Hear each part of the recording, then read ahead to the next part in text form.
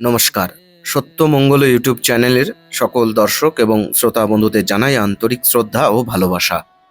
আজ আমরা এই ভিডিওর মাধ্যমে পরম পূজনীয় শ্রীমৎ স্বামী অদ্ভুতানন্দজি মহারাজের কথা থেকে আলোচনা করব। মহারাজ বলছেন, এ জগতে ঠিক ঠিক গুরুও দুর্লভ, শিষ্য মেলাও দুর্লভ। যে শিষ্য গুরু বাক্য পালন করে তার সংসারে কেউ শত্রু থাকে না। ভগবান তার সঙ্গে সদা সর্বদা থাকেন। সে একদিন না একদিন ভগবানকে বুঝতে পারবে। ঠিক ঠিক গুরু শিষ্যকে ভক্তি শ্রদ্ধা দেন। যে শিষ্য টাকা করি মান যশ চায় তাদের কখনো সদ্গুরু লাভ হয় না। যারা ভগবানের দর্শন প্রার্থনা করে তারা সৎ লোকের নিকট সাংসারিক কোনো সুখের আশা না থাকলেও যায়। ঠিক ঠিক গুরু শিষ্যের সংস্কার, মনের গতি, পূর্বের কর্ম ইত্যাদি বিচার করে কথা বলেন, যাতে তার উপকার হয়। সেই জন্য যার তার কথা শুনে নাচতে নেই। এ এটা বললে, সে ওটা বললে, সকলের কথা শুনে নেচে এধারও হয় না ওধারও হয় না। সদ্গুরু লাভ মহাভাগ্যের কথা। ভগবানের কৃপা চাই।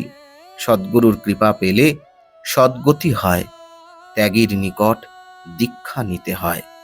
ধর্ম সকলের হয় না, কেননা গুরুর আজ্ঞাধীন থেকে তার উপদেশ পালন করে জীবনযাপন করতে কটা লোক চায়? সকলেই স্বাধীন হতে চায়, অধীন হতে চায় না। যিনি সদ্গুরু তিনি ইষ্টের ওপর ভক্তি বিশ্বাস বাড়িয়ে দেন। গুরু শিষ্যের খুব গুণ থাকলেও দোষ ধরেন। বাপ ছেলের গুণ থাকলেও দোষ ধরেন। কেন জানো? তার দোষটি দূর করবার জন্য, অর্থাৎ তাকে নির্দোষ করবার জন্য, যাতে আরো ভালো হয়। তাই তাদের আন্তরিক ইচ্ছা, তাই দোষ দেখিয়ে দেন। অদ্বৈত বুদ্ধি এলে আর সাম্প্রদায়িক ভাব থাকে না। আমার গুরু বড়, তোমার গুরু ছোট বলে ঝগড়া বিবাদ থাকে না। যত গোলমাল অদ্বৈত ভাব না হওয়া পর্যন্ত।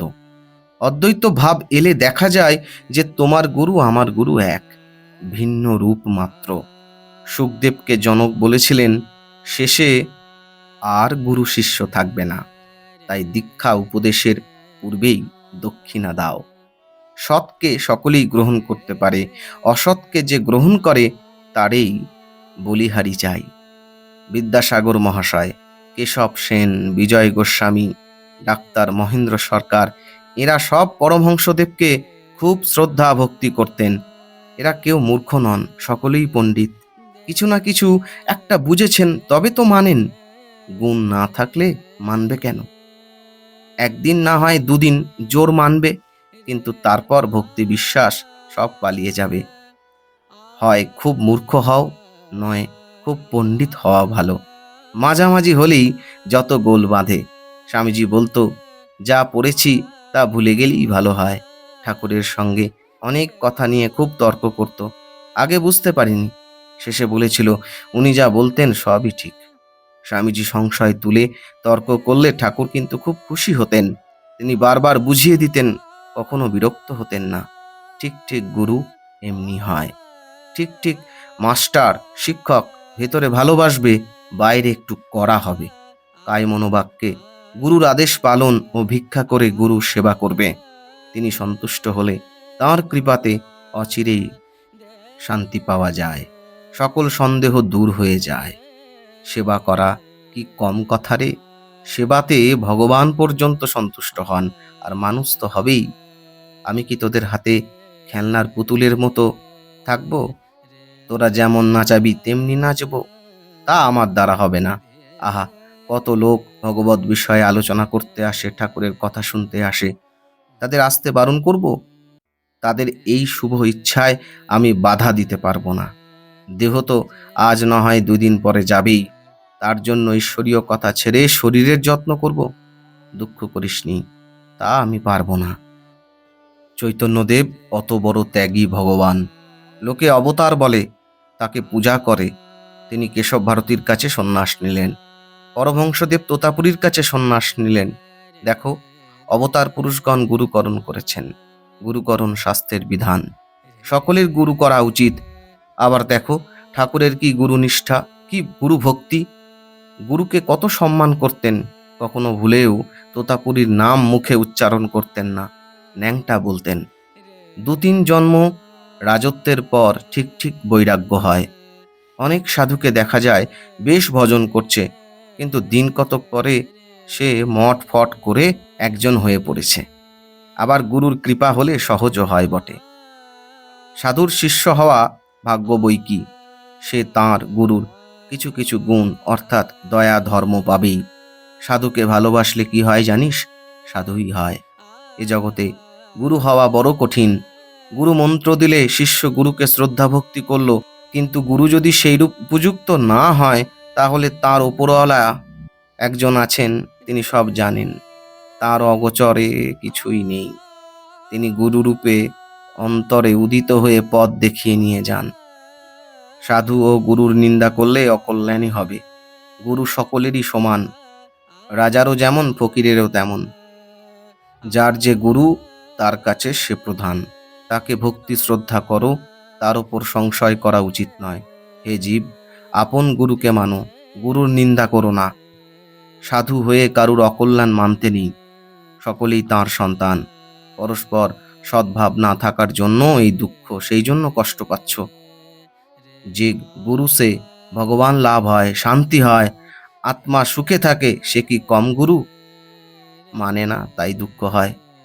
আবার দেখো, গুরু ভগবান ছাড়া হতে পারে না। কেননা শিষ্যের কি দরকার তা না জেনে শিষ্যকে ভিন্ন পথে চালিত করলে কল্যাণ না হয়ে অকল্যাণই হয়।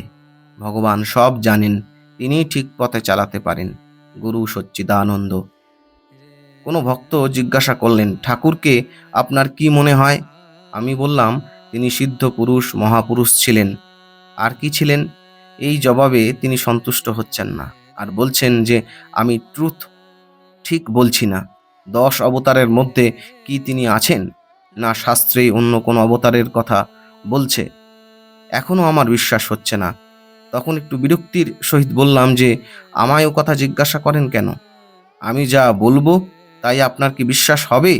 আপনার যা মনে হয় আপনি সেইভাবেই তাকে মানুন। দেখতে পাচ্ছেন যে তার জন্য আমি সব ত্যাগ করেছি। আমি জানি তিনি ছাড়া আর আমার গতি নেই।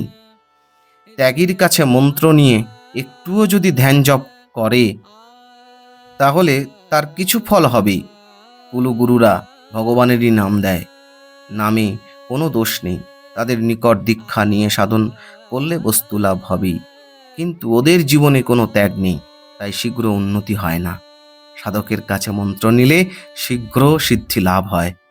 কুলগুরুকে ত্যাগ করতে নেই, ওরা কিছু আশা করে, তাই ওদের কিছু দেওয়া উচিত। সাধন ভজনের উপদেশ যার তার কাছে নিলে অনিষ্ট হতে পারে।